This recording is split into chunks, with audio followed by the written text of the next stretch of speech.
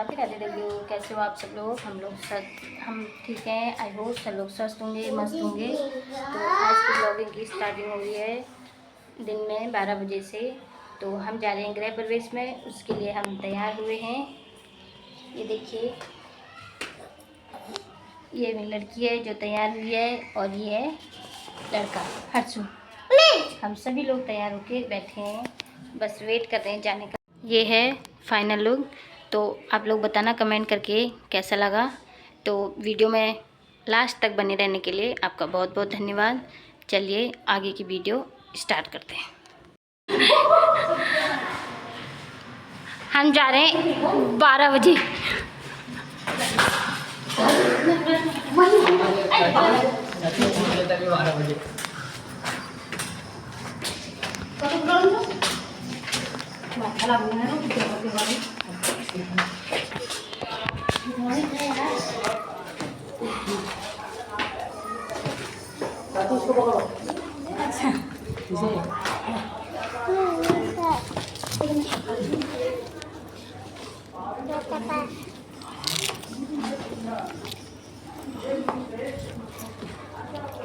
चलो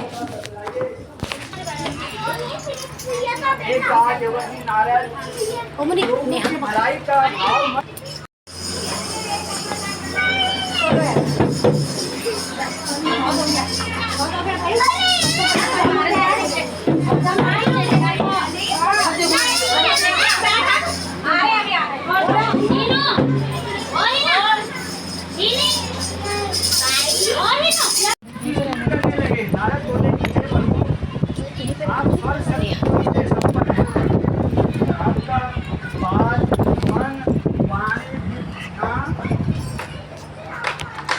नहीं पा सकते हैं।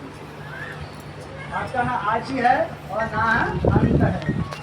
आप उधर भी आदर भाव से पूछा उधर मत बैठ वीडियो में। ब्राह्मण दुखी होकर इस पृथ्वी पर क्यों घूम रहे हो? कौन आए? भगवान नारायण आए ये पूरे ब्राह्मण के भेष में और पूछा कि दुखी होकर इस पृथ्वी में क्यों घूम रहे हो और मुझे बताओ और मैं सुनना चाहता हूँ। ब्राह्मण बोला, हे भगवान, हे बहुत गरीब ब्राह्मण भिक्षा पाने के लिए मैं पृथ्वी पर नित्य इधर उधर घूमता रहता हूँ। लेकिन यदि आप कोई ऐसा उपाय जानते हैं जिससे मेरी निर्धनता दूर हो जाए तो वह उपाय मुझे बताइए। ऐसा वह गरीब ब्राह्मण नारायण जी से पूछ रहे हैं।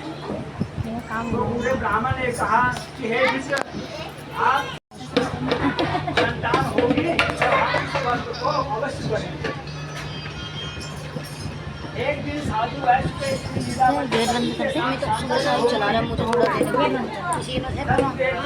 को जन्म दिया। वह कन्या चंद्रमा की कला की तरह नृत्य करने लगी, इसलिए उसका नाम कलावती रखा। 10 मिनट में देखिए मुझे क्या हो गया।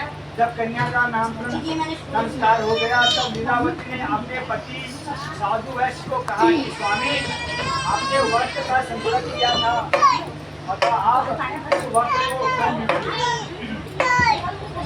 उस समय साधु वैश्य ने अपनी पत्नी को समझा दिया कि ये जब इसका विवाह होगा तब इस वर्ष को कर दूंगा।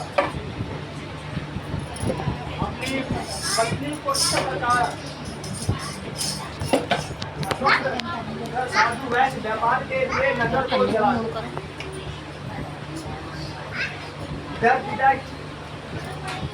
पिता की घर में कलावती नृत्य बढ़ने लगी और युवा अवस्था को प्राप्त हो गई। एक दिन जब साधु ने सखी के साथ कलावती को देखा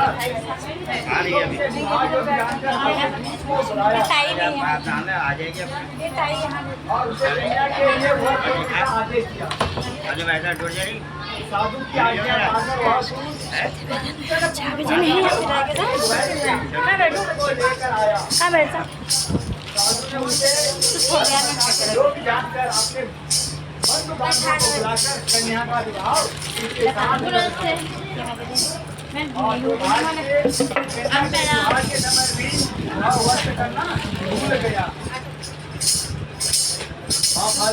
भगवान सत्यदेव उस पर क्रोधित हो गए। कहते हैं आप कोई भी काम करते संकल्प देते हो उस काम को पूरा करना चाहिए। तो क्या हुआ, भगवान सत्या भगवान पे जो हो गए क्रोधित हो गए।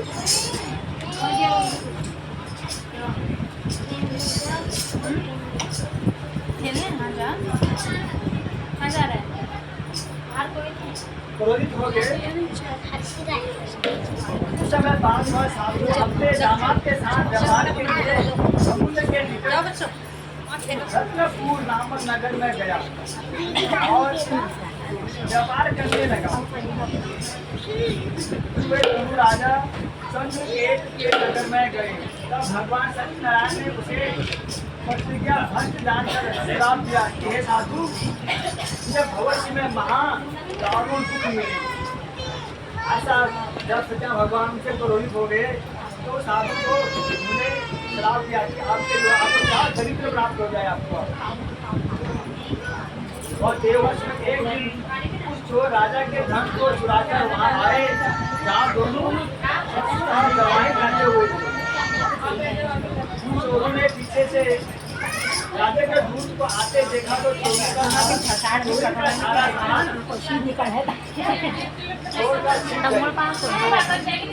राजा के दूध व्यक्ति के निकट पहुंचे तब धन को वहां पाकर वे दोनों को पकड़कर ले गए और राजा के पास बना दी जाएगी वीडियो कथा रिकॉर्ड करूँ ना फोटो पूरा और जवान को कारागार में डाल दिया।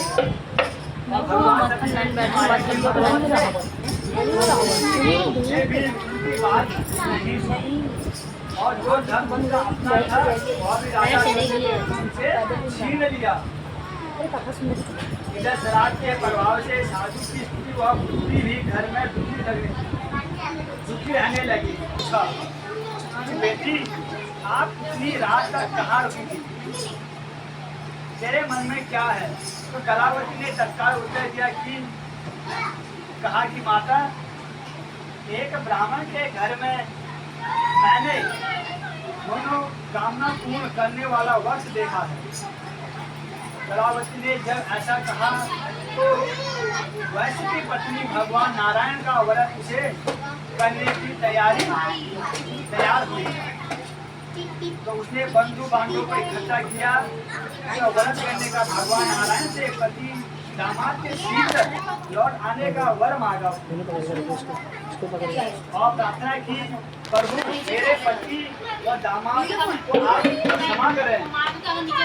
भक्त के प्रभाव से भगवान नारायण के प्रसन्न होकर राजा चंद्रकेतु के सपने में दर्शन देकर कहा, हे राजन, सवेरे दोनों वाणी पुत्रों को छोड़ देना, तो उनका जो धन उन्होंने लिया है वह भी लौटा देना। ऐसा नहीं किया तो तुम्हारा राज धन पुत्र को मैं नष्ट कर दूंगा। ऐसे कहकर नारायण अंतर्धान हो गए। सवेरे राजा चंद्रकेतु ने अपनी सभा सदस्यों को बुलाकर स्वप्न वाली बात उन्हें बताई और सैनिक को आदेश दिया कि दोनों बंदियों को शीघ्र ही मुक्त करके मेरे पास लाओ। राजा की आज्ञा के अनुसार जो सैनिक उन बंदियों को बंधन से मुक्त करके राजा के सामने लाए, उन दोनों ने राजा को प्रणाम किया और पहले वर्ष भी ऐसा महान कष्ट प्राप्त हुआ। कहा कि आपका जो भाग्य आपको किसी ने आपको ऐसा आज से ही कष्ट दिया हुआ है। ऐसे राजा ने उन दोनों जवाई और दामाद को कहा, आप किसी प्रकार का भय नहीं है। आप बोला हमको आपको किसी प्रकार का कोई भय नहीं है।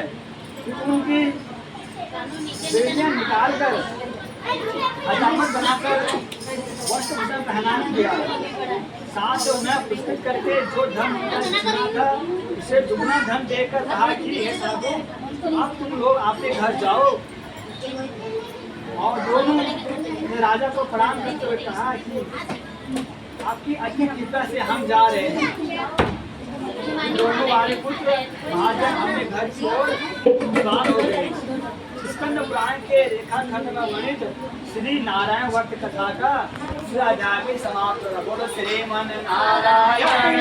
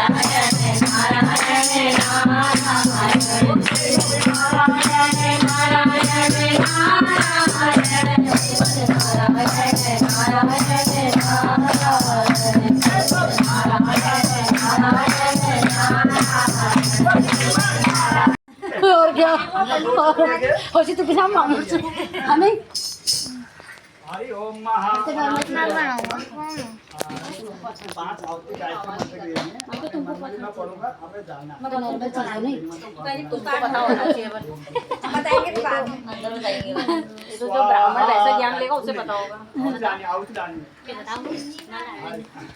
स्वाहा उनकी पत्नी का नाम है इनकी पत्नी का नाम है ये नहीं पता बताएंगे भी जाओ सबर करो बताएंगे इसकी पत्नी का नाम है स्वाहा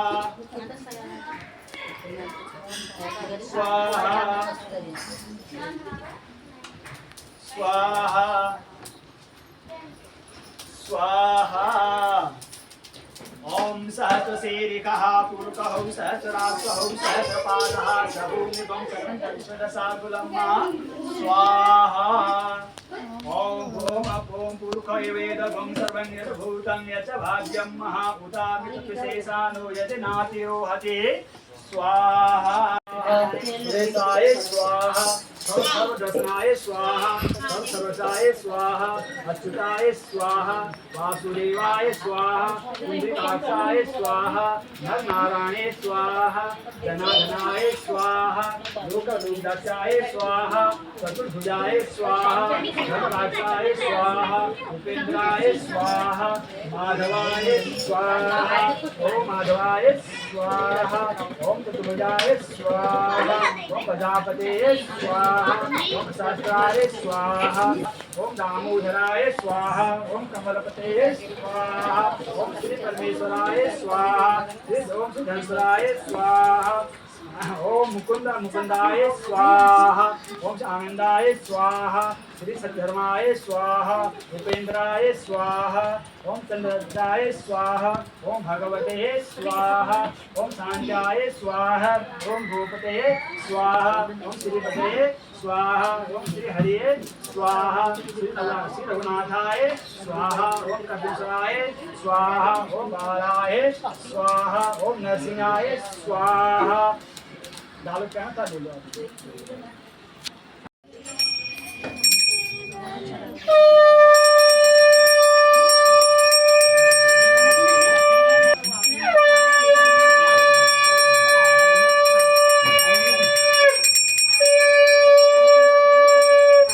हरि ओम महासते समर्पयामि हरि ओम महासते समर्पयामि वसते नमस्कारं समर्पयामि ओम जय लक्ष्मी रमया स्वामी जय लक्ष्मी रमया सत्यनारायण स्वामी जय